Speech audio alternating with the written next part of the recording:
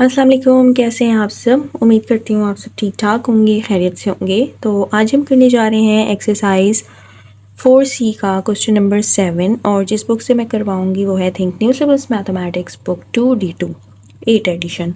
जो भी new book आई है मैं उस बुक से करवाऊँगी और करवाने से पहले आपसे रिक्वेस्ट करूँगी कि मेरे चैनल को लाइक और सब्सक्राइब कर लीजिए।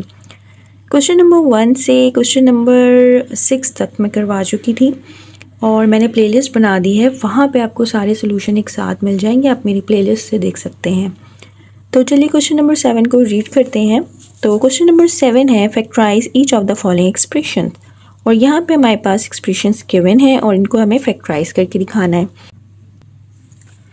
अच्छा जी, 4C का क्वेश्चन नंबर 7 का पार्ट ए मैंने यहाँ पे लिख लिया है। तो हम सबसे पहले इसमें कॉमन ले लेंगे, ठीक है। अब यहाँ पे देखिए कॉमन क्या है, यहाँ पे माइनस है, यहाँ पे माइनस है, तो हम माइनस कॉमन ले सकते हैं। तो यहाँ पे हम माइनस कॉमन लेंगे पहले। अब यहाँ पे देखिए x है और यहाँ पे x स्क्वायर है, जो कम वाला होता है ना, जो कम जिसके ऊपर पावर होती है, तो हम वो लिखते हैं। और आप इसको इस तरह से कर सकते हैं, यहाँ पे x स्क्वायर है ना, मैं यहाँ से आपको थोड़ा सा एक्सप्लेन करती हूँ। यहाँ पे x है, ठीक है, और यहाँ पे है x स्क्वायर यानी कि 2 टाइम x है, ठीक है। x से कैंसिल आउट हो जाएगा और यहाँ पे क्या रह गया x, ठीक है। तो यहाँ पे क्या रह जाएगा x और ये वाला x यहाँ से कैंसिल आउट हो जाएगा। इसी तरह यहाँ पे y स्क्वायर है यानी कि y मल्टीप्लाई y है यहाँ पे, और यहाँ पे है y क्यूब। ये 2y और ये 2y कैंसिल आउट हो जाएंगे, यहाँ पे क्या रह जाएगा ओनली y, ठीक है। और मैंने जिस तरह आपको बताया कि जिसकी पावर कम होती है हम वो लिख ले, तो इतनी कन्फ्यूजन आप लोग को नहीं होगी। तो यहाँ पे x है और यहाँ पे x स्क्वायर है। मैंने कहा आपको जो कम वेरिएबल वाला होगा हम वो लिख लेंगे। यहाँ पे इसकी पावर क्या है 1, तो यहाँ पे हम x लिखेंगे क्योंकि x इसमें भी है और x इसमें भी है, ठीक है।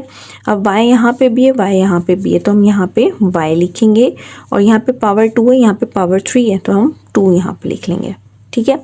अब यहाँ पे z की पावर 2 है, यहाँ पे z नहीं है, यानी कि सिर्फ ये कॉमन है। यहाँ पे हम ब्रैकेट लगाएंगे।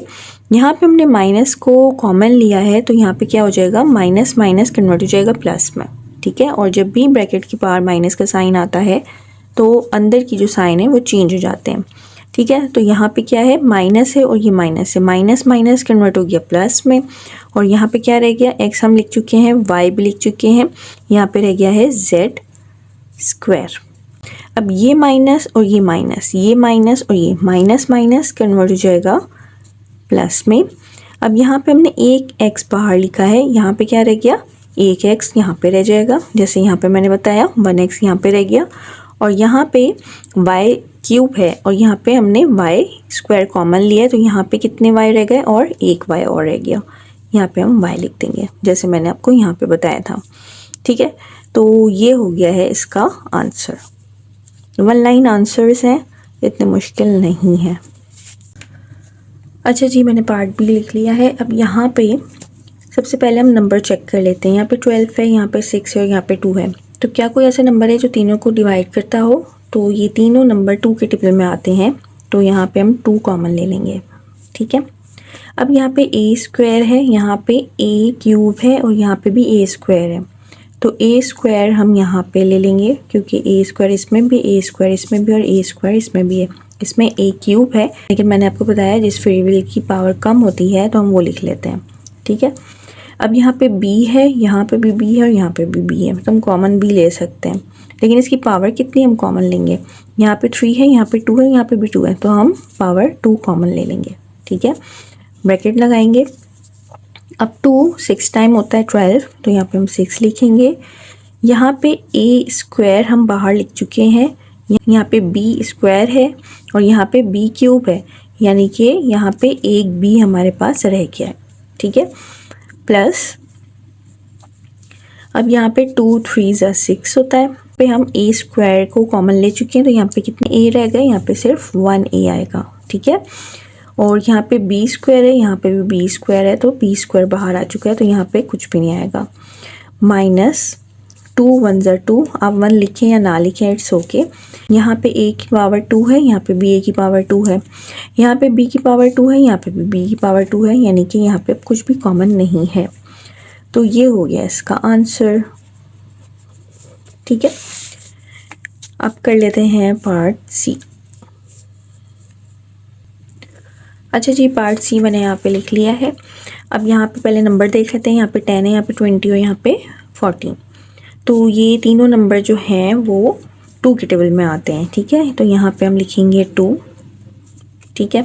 अब यहाँ पे देखिए पाई है, यहाँ पे भी पाई है और यहाँ पे भी पाई है, तो हम यहाँ पे पाई कॉमन ले लेंगे, ठीक है। अब यहाँ पे पी स्क्वायर है, पी स्क्वायर है, पी है, यहाँ पे भी पी है, यहाँ पे भी पी है और यहाँ पे भी पी है। अब यहाँ पे देखिए पावर सबसे कम किसकी है, इस वाले पी की, तो हम यहाँ पे 1 टाइम पी लिखेंगे, ठीक है। अब यहाँ पे आर है, यहाँ पे आर नहीं है, यहाँ पे आर है, तो हम आर कॉमन नहीं ले सकते क्योंकि यहाँ पे आर नहीं है। इसके अलावा यहाँ पे बस यही इसमें कॉमन है। यहाँ पे हम ब्रैकेट लगाएंगे, 2 5 10 होता है, ठीक है। पाई हम बाहर लिख चुके हैं, पी 1 टाइम हम बाहर लिख चुके हैं, 1 टाइम यहाँ पे पी रह गया है, ठीक है। यहाँ पे are as it is minus 2 10 20, ठीक है। 10 टाइम्स 20 होता है। पाई हम बाहर लिख चुके हैं, पी एक बाहर लिख चुके हैं, एक यहाँ पे रह गया, ठीक है। और यहाँ पे क्यू आ जाएगा as it is minus 2 7 times होता है 14, 2 7 14। पाई हम बाहर लिख चुके हैं, पी भी हम बाहर लिख चुके हैं, यहाँ पे क्या रह गया, क्यू और आर क्यूब, ठीक है। तो ये हो गया इसका आंसर।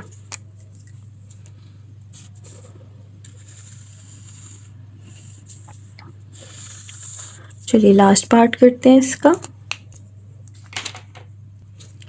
अच्छा जी, पार्ट डी मैंने यहाँ पे लिख लिया है। तो यहाँ पे सबसे पहले हम नंबर देख लेते हैं। नंबर है 3, 18 और 1/3। इसका मतलब है नंबर तो कोई भी कॉमन नहीं है। उसके बाद हम वेरिएबल देख लेते हैं। यहाँ पे v क्यूब है, यहाँ पे v स्क्वायर है और यहाँ पे v स्क्वायर है। तो हम यहाँ पे v कॉमन ले सकते हैं। यहाँ पे लिखेंगे v, यहाँ पे क्यूब है, यहाँ पे स्क्वायर है, यहाँ पे भी स्क्वायर है, तो हम यहाँ पे स्क्वायर लिखेंगे, ठीक है। अब यहाँ पे w है, यहाँ पे भी w है, यहाँ पे भी w है, तो हम w भी कॉमन ले सकते हैं, ठीक है। यहाँ पे स्क्वायर है, यहाँ पे क्यूब है और यहाँ पे कुछ भी नहीं है और पावर इसकी 1 है, तो यहाँ पे हम सिर्फ 1 टाइम w लिखेंगे, ठीक है। अब यहाँ पे t है लेकिन यहाँ पे t नहीं है, तो हम t कॉमन नहीं लेंगे। यहाँ पे आ जाएगा 3 एज इट इज़ और v हम कॉमन ले चुके हैं। यहाँ पे स्क्वायर था और यहाँ पे क्यूब है, तो यहाँ पे 1 टाइम v रह गया है। यहाँ पे w स्क्वायर है, यहाँ पे हमने w कॉमन लिया है, तो यहाँ पे एक w रह गया, ठीक है।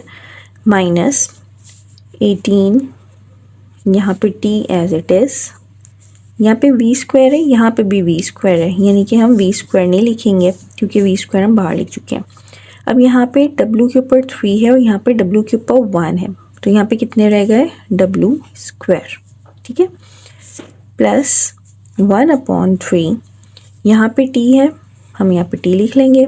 यहाँ पे v स्क्वायर है, v स्क्वायर हम बाहर लिख चुके हैं और यहाँ पे w है, w भी हम बाहर लिख चुके हैं, तो ब्रैकेट क्लोज हो जाएगा। अब क्या करना है हमें कि यहाँ पे 1/3 है, ठीक है, और यहाँ पे 18 है और यहाँ पे 3 है, तो यहाँ पे हम डिनोमिनेटर को सेम करेंगे। डिनोमिनेटर को सेम करने के लिए हम इसका एलसीएम लेते हैं। यहाँ पे भी 1 है, इसके नीचे कुछ भी नहीं है, इसका मतलब है 1 है, ठीक है। तो यहाँ पे हम इसका जब एलसीएम लेंगे तो हमारे पास एलसीएम आ जाएगा 3, ठीक है। अब हम इसको 3 बनाएंगे, जो 1 है इसको भी 3 बनाएंगे, इस 1 को भी हम 3 बनाएंगे। तो यहाँ पे 1 को मल्टीप्लाई करवाएंगे 3 से, 1 3 ज़ा 3, तो इसको भी 3 से मल्टीप्लाई करवाना पड़ेगा, ठीक है, क्योंकि हमारा एलसीएम 3 है। यहाँ पे 1 है, 1 को मल्टीप्लाई करवाएंगे 3 से, तो 18 को भी 3 से मल्टीप्लाई करवाना पड़ेगा, ठीक है। और यहाँ पे हमारे पास 3 है, 3 1 ज़ा 3 और इसको भी 1 से मल्टीप्लाई करवाना पड़ेगा। तो अब यहाँ पे इसको करते हैं, v square w as it is, ठीक है। यहाँ पे डिनोमिनेटर सेम हो गया है, यानी कि ये क्या हो गया, 3 3 ज़ा 9, 9/3 1 ज़ा 3, ठीक है, vw as it is minus यहाँ पे 18 को 3 से मल्टीप्लाई करवाएंगे तो हमारे पास आ जाएगा 54, ठीक है, 54/3 1 ज़ा 3 और यहाँ पे है tw स्क्वायर प्लस यहाँ पे एज इट इज़ रहेगा 1 1 ज़ा 1, 3 1 ज़ा 3, ठीक है, और यहाँ पे t। अब यहाँ पे देखिए डिनोमिनेटर सेम हो गए। जब डिनोमिनेटर सेम हो गए ना तो हम 1/3 को कॉमन ले सकते हैं। तो यहाँ पे हम लेंगे 1/3 v² w। हमने 3 को कॉमन ले लिया ना तो यहाँ पे क्या रह गया 9 vw, ठीक है।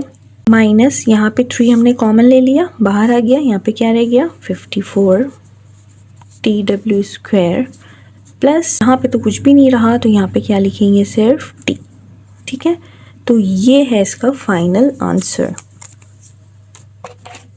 हमने यहाँ पे सिर्फ डिनोमिनेटर को सेम करना है और उसके बाद हम कॉमन लेंगे।